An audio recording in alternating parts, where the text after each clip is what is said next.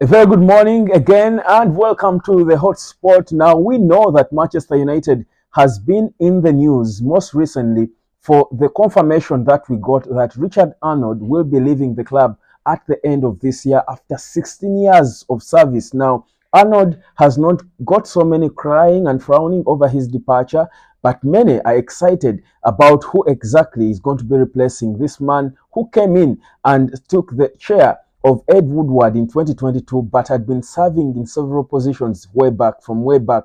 But what exactly should we hope to happen now that we know Richard Arnold is leaving? Welcome to the hotspot. My name is Webb, and in this video, I'm here to tell you about the man rumored to be the top runner, the front runner to take over as CEO of Manchester United, Jean-Claude Blanc. This is the 60-year-old French football executive or sports executive, if I would call it that, because he has not only been in football, he has been around many different sports around France mostly, but also outside France. So he's an established football manager or football top executive in Europe. Jean-Claude Blanc, experienced as the word. Now, Jean-Claude Blanc is currently working with Nice, not in an official position. It is believed that he's one of the guys that Sir Jim Ratcliffe works with to try and put things right at Nice, a club he has invested heavily in. So, whereas he doesn't have an official known position at Nice, he's one of probably the consultants that Sir Jim Ratcliffe has been working with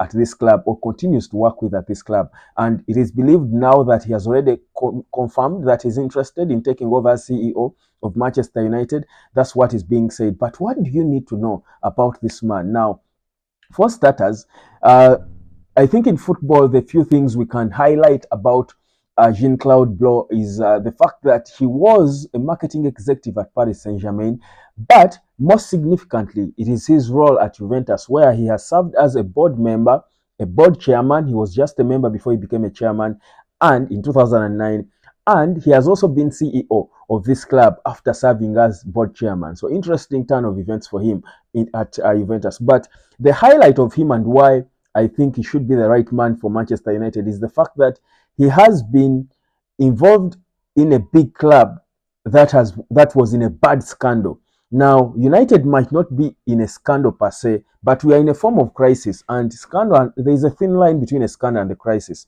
When this man was at Juventus as a board member, he was part of the guys who witnessed this club being, banned and stripped of their 2005 Serie A title because of the infamous Calciopoli scandal. If you remember, that involved several Italian clubs, AC Milan. You can talk of Juventus itself, clubs like Brescia. So many clubs were involved in that scandal, and referees and certain top officials in football in Italy, and they were found guilty as Juventus, and they were stripped of their Serie A title. They were relegated to the Serie B. Now this guy comes back and he spearheads a quick comeback into the Serie A the following season as they won the Serie B, and also oversaw the resurgence of the finances at Juventus, because they were struggling left, right, and center. So that was, I think, his biggest highlight as a man in football. But of course, he has served at Paris Saint-Germain. He has also served in tennis. He was the man, in charge of the French Tennis Association at some point as CEO, meaning he oversaw the likes of the Davis Cup, hosted in France, the French Open, the Roland Garros, if you'd call it. He brought new innovations, for example, with the Roland Garros, which to many is one of the most exciting Grand Slams or sports events. He introduced the extra weekend. It's starting on Sunday instead of Monday, because before it used to start on Mondays, if you remember. But he brought an extra weekend and it was starting on Sunday, and it made sense because it made more money, because more people are now coming to enjoy their weekend on a Sunday. He brought a lot of innovations when he was at the French Tennis Association, but we'll stick with him more for his football expertise. He's an educated guy, of course, a degree in international business, but also he has got an MBA from Harvard University. So in terms of education, there are no questions about his abilities. But for me, it is his experience in football, in European football, that for me comes in handy, because if you've been at the helm of a club like Juventus, one of the biggest clubs in the world, and he was there when they were going through a scandal, a bad scandal, what probably one of the worst scandals this club has seen. you feel it shows you that he knows what to do under under tough circumstances, tough. He's not afraid of working, of doing things under when things are being shaken. He's not afraid of taking charge and making decisions and getting things happening. And for me, that's the kind of CEO Manchester United would need. That experience comes in handy, comes in so handy because we need that because United has been rotten for quite some time, and you need a certain board character with a lot of experience, with a lot of connections. He has got a lot of connections with with UEFA and FIFA because part of his job as Juventus was seeing being in charge of the relationships between the club and these regulating bodies, UEFA and FIFA. So all that you need a person with that kind of experience at Manchester United now, given what we've been through, given how we are always on the wrong side of financial fair play. He also at Juventus was involved in renegotiating contracts of staff, of players, and putting the finances of the club right. Now that is another exact thing Man United needs right now. You need someone who will come in and put the finances of Manchester United right. We might be making money, but how are we spending it right? Look at the contracts we've been complaining about as supporters. The contract that are given to these kids, the crazy amounts of money they are given for doing nothing.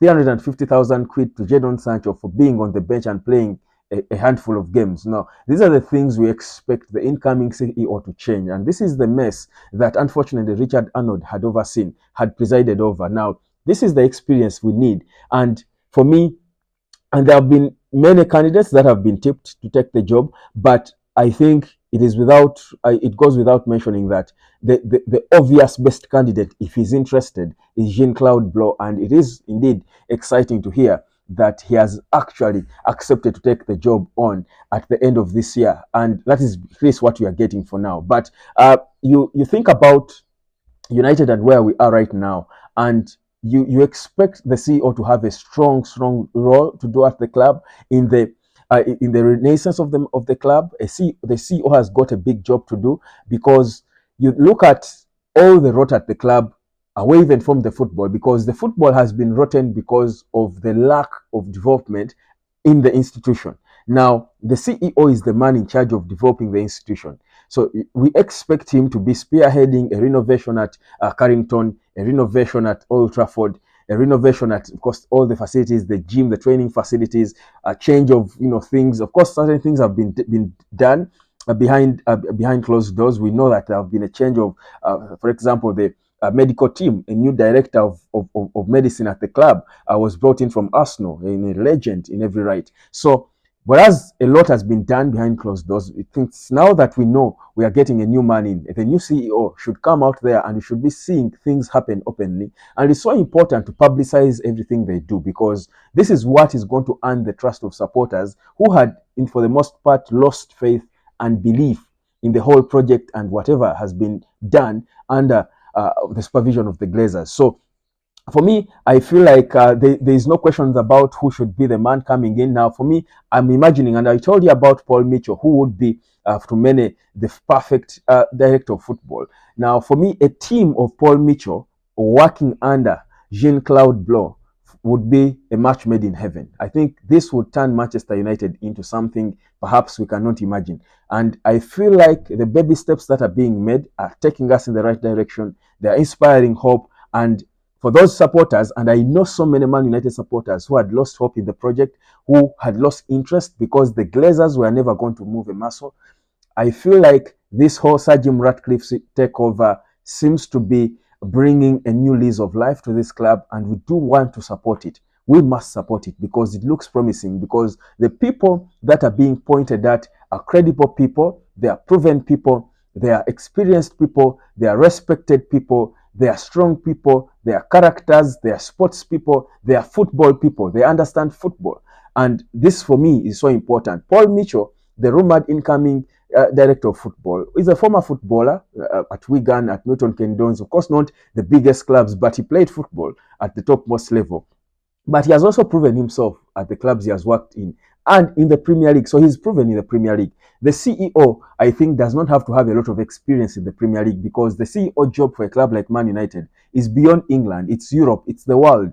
And there is no better football manager than Jean-Claude Blanc, if you talk about that, being a global figure in terms of, being able to run things around Europe. And that is where United is rated. So I feel like Jean-Claude Blanc is definitely the right guy. His age, he's 60, he's experienced, he's respected. He's quite a character. He's been there, he's done it, he's been through, thick. He has been in charge of the Tour de France. He has been in charge of, I told you, the Davis Cup of tennis. He has been in charge of the Roland Garros. He has been in charge of so many things at Juventus, where after serving on the board, he became chairman in 2009, then became a CEO after relinquishing the chairmanship to someone else.